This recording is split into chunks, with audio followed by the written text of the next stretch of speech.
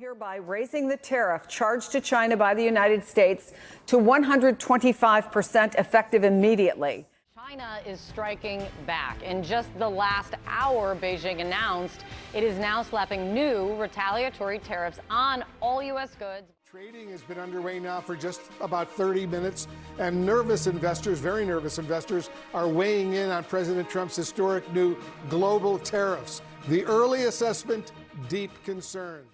America is now firmly engaged in a trade war with the entire world. The effective tariff rate on goods imported into the United States went from 3% on Inauguration Day to 15.8% as of the day of recording this. Just in the time of writing this script, the tariffs on China went from an announced 104.4% to take place on April 8th to now 125%. Not only have we raised these unprecedented tariffs, despite Trump's pleas for other nations not to retaliate, China, the world's #2 global economic power, has raised its effective tariff rate on the United States to 106.6%. That's up from just 21.2% on Inauguration Day. It's safe to say that Trump has assassinated the Archduke, and the world's first global trade war has begun. The prevailing sentiment in America right now is that we are already in a recession. With our stock market in absolute free fall, and now even the historically safe US bond market taking heavy hits, the tariff policy being pursued by Trump threatens to upend the entire global economy and America's seat at the top along with it. China, our largest competitor, has retaliated again, raising reciprocal tariffs by 84%, making the effective tariff rate on American goods in China a staggering 106.6%. That means we now have over 100% tariffs both ways with our third largest trading partner. China, our third largest trading partner, coming in only behind Mexico and Canada. Speaking of Mexico and Canada, our two closest trading partners, they've gotten off relatively lucky, with Mexico only being subjected to the flat 10% tariff that applies to all countries, and Canada taking an additional 25% tariff on top of that for supposed fentanyl trafficking. The most common and, in my opinion, reasonable justification being given for these outsized tariff rates against even our closest allies is that they are a negotiating tactic, that these numbers are supposed to seem insane and scary.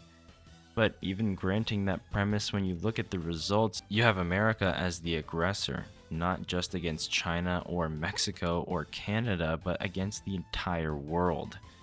And a position like that leaves us with things like this: a new trilateral trade agreement in the works between China, our greatest economic adversary, Japan, and South Korea, two countries who were once our closest allies in Asia.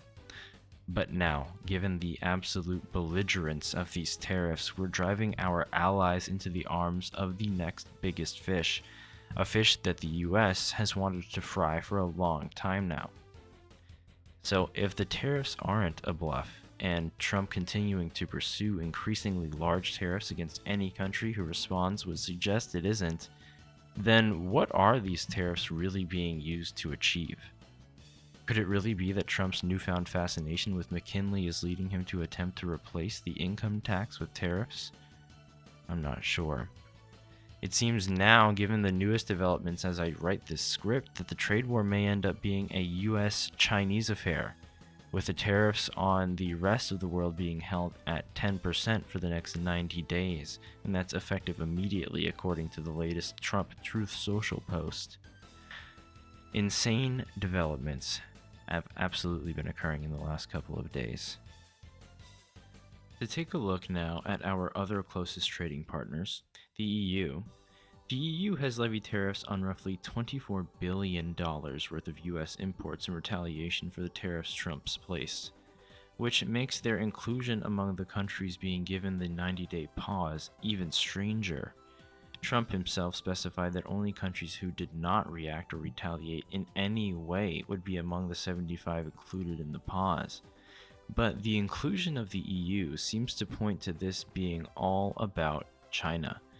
If you'll remember, in Trump's first term, the China trade war was a policy he pursued aggressively, needing to bail out our farmers to the tune of billions of dollars in subsidies just to compensate for the very misguided trade war that he pursued in that first term.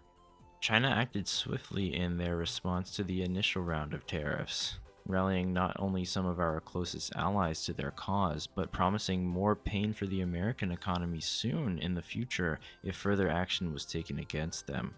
Specifically, they promised to cut off American markets from crucial rare earth mineral supplies that fuel our highly specialized tech industry and offshore manufacturing base.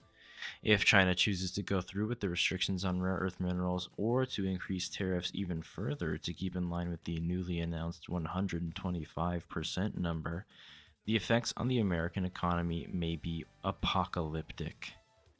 This kind of financial brinksmanship could bring about a modern Great Depression.